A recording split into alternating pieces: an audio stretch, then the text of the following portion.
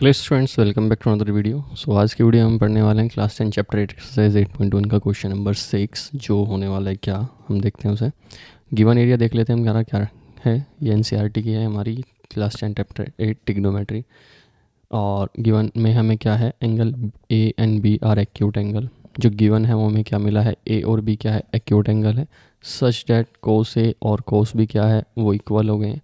और हमें शो करना है क्या, एंगल बी और सॉरी एंगल ए और एंगल बी क्या है, इक्वल शो करने हैं हमें। सो एक ट्रायंगल ले लेते हैं पहले।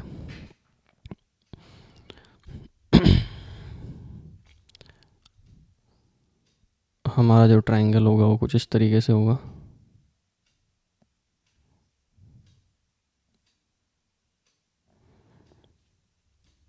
ठीक, ये हमारा 90 डिग्री का हो गया। बचे क्या, ए, ये दोनों एंगल बचे हमारे बी एंड सी। अब इसमें क्या करना है हमें,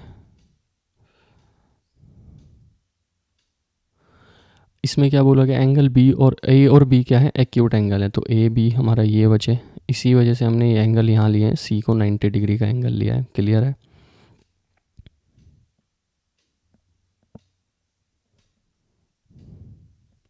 ठीक है, आगे क्या गिवन है हमें, कोस ए इक्वल्स टू कोस बी। तो कोस ए कोस बी और एक्यूट एंगल हमारे ये हो गए। गिवन देख लेते हैं क्या है,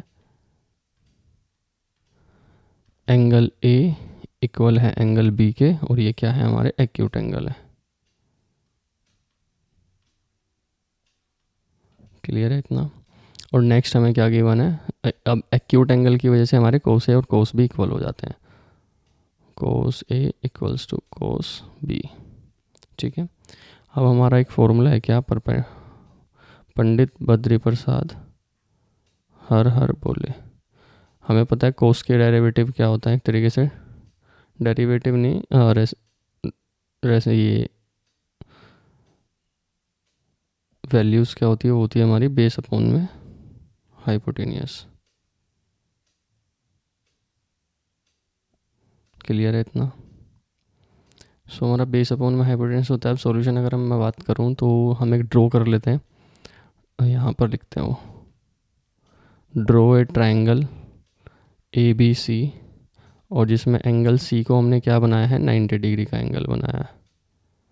ठीक है, angle C is 90 degree. Clear है इतना, लिख सकते हैं हम ये। अब हमें पता है कोस ए और कोस बी इक्वल है, ये चीज़ हमें गिवन दे दी है, जिसकी क्यों, क्योंकि वो एक्यूट एंगल की वजह से। ठीक है, सो ये क्या होता है हमारा बेस अपॉन में हाइपोटेन्यूज। अगर मैं एंगल ए की बात करूँ और कोस क्या, ये हमारा क्या हो जाएगा, परपेंडिकुलर हो जाएगा, ये हमारा बेस हो जाएगा, और ये हमारा हाइपोटेनियस हो जाएगा। कोस ए क्या होता है, बेस अपॉन में हाइपोटेनियस। ठीक है, तो बेस क्या होगा हमारा, A C equals to A B, A C upon में हाइपोटेनियस क्या, ए बी। कोस बी, अगर मैं एंगल बी की बात करूं इस बार,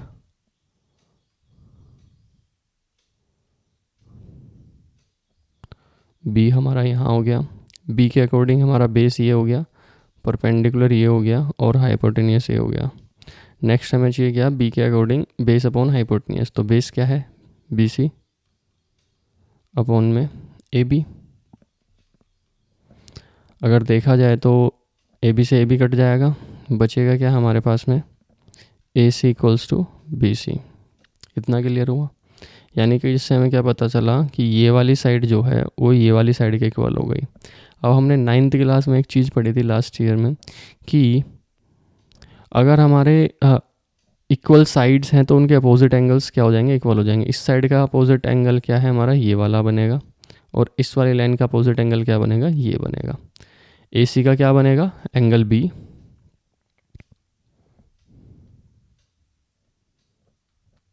और बी सी का क्या बनेगा, एंगल ए। पढ़ी थी ये हमने चीज़, और यही हमें प्रूफ करना था, angle equals to angle B. ठीक है, अब ये हुआ कैसे है, angle opposite to equal sides in triangle are equal.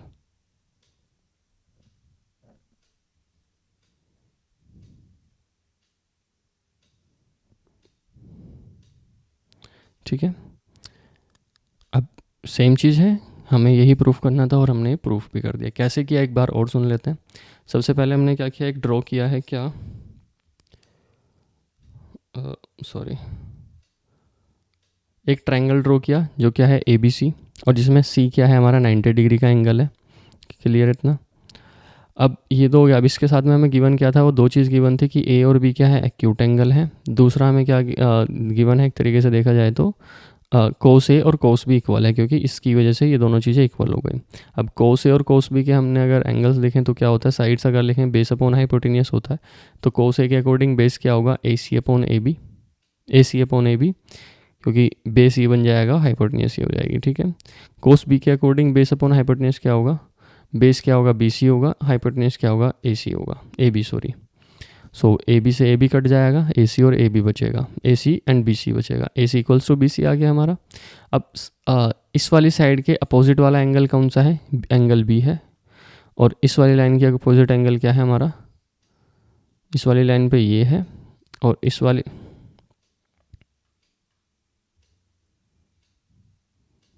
और मैं अगर इस वाली लाइन की बात करूँ तो ये वाला एंगल बचेगा। ठीक है, तो ये एंगल ए हो गया और एंगल भी इक्वल्स हो गया, और यही हमें प्रूफ करना था। और प्रूफ करने का सीधा रीज़न हमें क्या लिखना है, हमें कि angle opposite to equal sides in triangle are equals. Opposite side के जो मतलब इक्वल साइड के अपोजिट में जो एंगल होते हैं वो इक्वल्स होते हैं। ठीक है, angle opposite to the equal sides are in triangle are equal. Okay, so thank you guys for this video. इस वीडियो के लिए इतना ही, और नेक्स्ट क्वेश्चन के लिए नेक्स्ट वीडियो में मिलते हैं। Bye bye, take care.